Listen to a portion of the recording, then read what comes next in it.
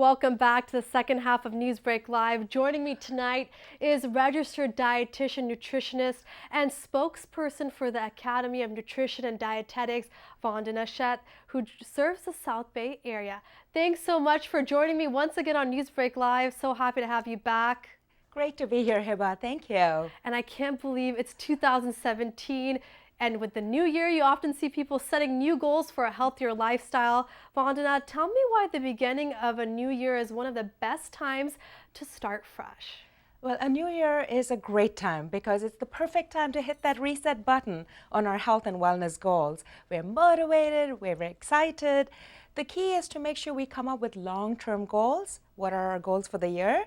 Let's be realistic. Let's make them fun. Let's make them challenging, but also sustainable. That's the key. So how can people make an effort? So maybe they want to start a healthier lifestyle. What should they first look at? The first thing you want to look at is take a look at your lifestyle. What's your current lifestyle? What are your eating habits? Where do you choose to eat? What kind of physical activity do you do? Get an impression of that. What are the areas you're trying to improve?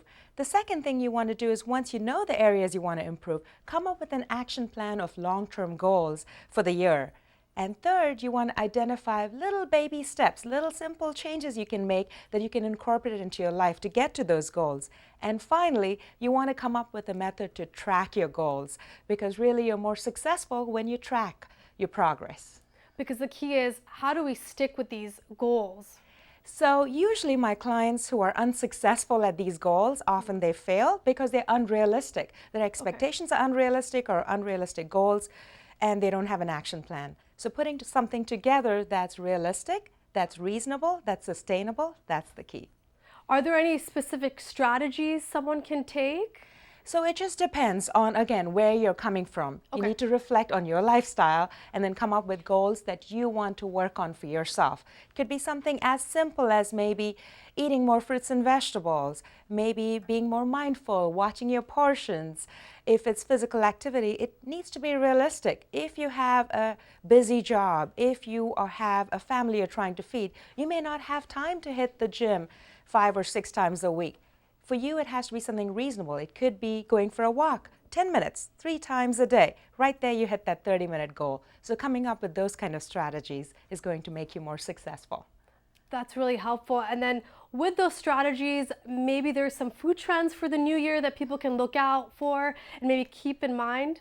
Absolutely. So anytime a new year comes in, it's always neat to see what are the hottest food and nutrition trends. One that started last year, 2016, was the year of pulses, denoted by the United Nations. And pulses are really dried beans, lentils, legumes. And we know they're an excellent source of protein, fiber, good for us, and very cost effective.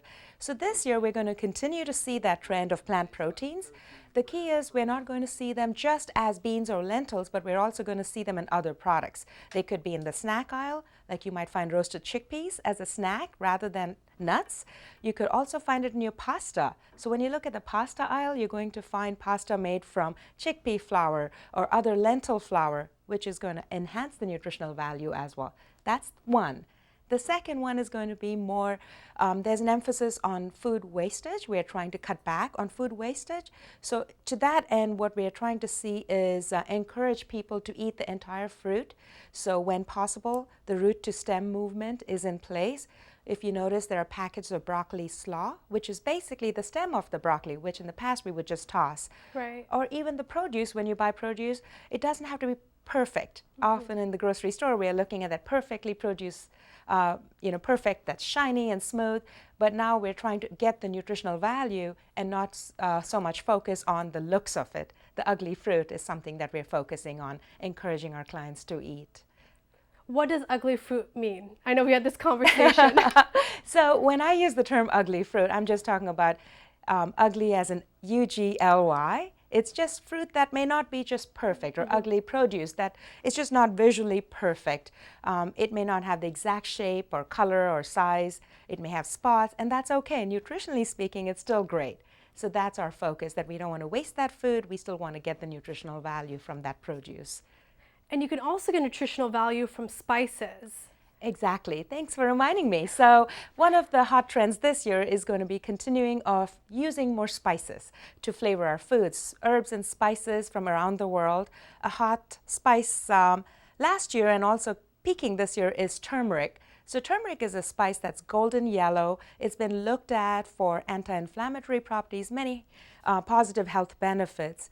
And a neat way to use it is something called golden milk or turmeric milk latte. What's funny is I grew up in India, and this was an old remedy. When you have a cold or sore throat or you're sick in the winter, a common remedy at home was heating up warm milk. You added some turmeric and maybe flavored it with a little honey, and that's going to take care of your sore throat. It looked pretty, and that was something we had. Now that's becoming a hot trend here.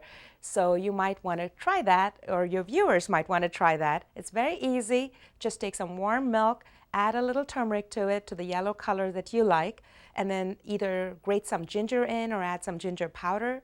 Both of these have great properties for health, and then you can sweeten it with your favorite sweetener if you'd like. I know it doesn't seem too appetizing, but I've also heard it's great for your digestive system. Is that true? It is. So turmeric has been looked at for many different health concerns as a benefit. So it's looked at for GI issues. It's looked at for its benefits to the throat during cold. It's also looked at maybe as a topical treatment for skin issues. Okay, so there are so many reasons we are looking at turmeric. Science has also looked at curcumin, which is the chemical found in turmeric, as positive for brain health, as potentially helpful for dementia or just a positive brain product. Wow, very interesting. And I know right now you're dealing with a lot of clients that are coming to you with some new goals. So what are you adding into these plans? Is there something specific that you see people not doing enough of? You know, often it's not the big things, it's simple things such as just not eating regularly, skipping breakfast, not drinking enough water, not moving enough. Those are easy things to fix. So just coming up with a plan where we have consistent meals and snacks, making sure you're drinking that water. Water is your go-to source of beverage. You feel good, hydrated, 0 calories, and moving more. Again, it doesn't have to be the gym. You could go for a walk. Just get those shoes on, go for a walk. Find a friend to go for a walk with so you have someone you're accountable with. Those are the kind of goals I push for. And I know we touched upon this earlier, but what is the key to staying on track with your health goals? So number one, again, having a clear and concrete plan. Because if you have a plan, then you know what your long-term goals are, coming up with little strategies of steps that take you in that direction that you can be consistent with. And third, of course, being accountable for those goals. So either with a family member or a friend, it could be a professional like a registered dietitian or a trainer, or it could be apps that you can use on your phone to keep track of your fitness and food goals. But the key is to not just record that information, but use the data to tweak what you're doing to get better. And for people who are maybe watching this right now, thinking about their future plans, is there any other health tips that you can give people? So if I had to pick like 2 or 3 things that I think are really helpful for anyone, it would be number one, let's make sure we enjoy breakfast every day. That's a great jump start because you feel good, you fasted for the whole night, let's get some good breakfast in. It does not be complicated. It can be as simple as a whole grain piece of toast with some nut butter or sunflower seed butter. Easy, portable, take it to go. Or you can have yogurt parfaits, something simple. Second, I highly encourage adding more fruits and vegetables, especially vegetables. We often don't get enough of them. So add vegetables to your lunch and dinner for sure, but even consider having vegetables as snacks. Put them in a little Ziploc baggie or a container. Take it with you. It's crunchy, flavorful, adds fiber and nutrients. And third, of course, find some form of physical activity every day. The key is consistency. Regardless of what you do, let's make sure you're consistent that you can sustain these things. For many people, when it comes to healthy lifestyle, they are also in the back of their mind thinking about diet.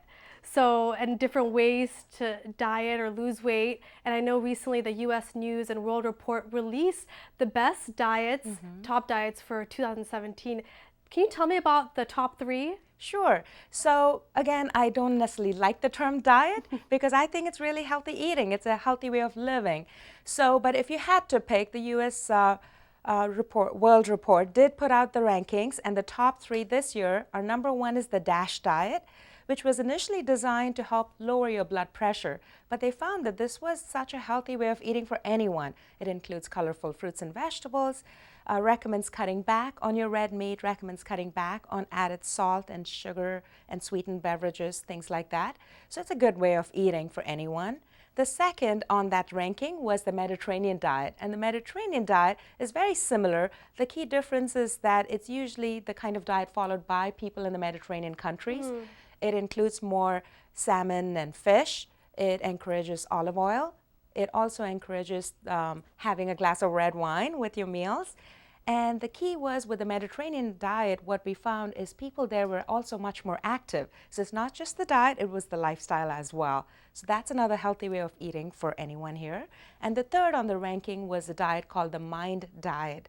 The MIND diet is basically a combination of the DASH diet and the Mediterranean diet. Interesting. And what's interesting is the MIND diet focused on enjoying more dark leafy green vegetables, enjoying fish, cutting back on the red meat, but it focused predominantly on things that were good for your brain health. They found that the MIND diet might actually help with protecting you from dementia or Alzheimer's. So and sorry to interrupt, but I know you mentioned that you don't like the term diet, but for people who are looking to, get a healthier lifestyle and also shed some pounds, what do you recommend? The key is, number one, is whatever you decide to do, let's make sure it's something that's sustainable. Let's not pick a diet or a way of eating that cuts off many different food groups because you're lacking in those nutrients then. Make sure it's sustainable. Second, I would say actually even more than second, I'd say the first thing would be consider meeting with a registered dietitian nutritionist, an expert who can help you customize something that works just for you, that takes into account your lifestyle, how to eat right for you and for your family, for your long-term goals. So they would be able to guide you. That would be something I'd highly encourage. And you could visit eatright.org to find a dietitian in your area. If you're in the South Bay, of course, I'd love to see you in my office. But other than meeting with a professional, just pick something that's reasonable for you. And third, think of the USDA plate. Make sure half your plate is filled with colorful fruits and vegetables. 1/4 of it is filled with whole grains. 1/4 is filled with lean proteins. Be mindful. Take time to sit down and really savor and enjoy food so that you're really enjoying that amount that you're supposed to be eating rather than eating when you're distracted. We don't even sense the satisfaction. And finally, just move more. You made me hungry already. I know it's close to dinner time, so I'm sure a lot of viewers are thinking about their next meal.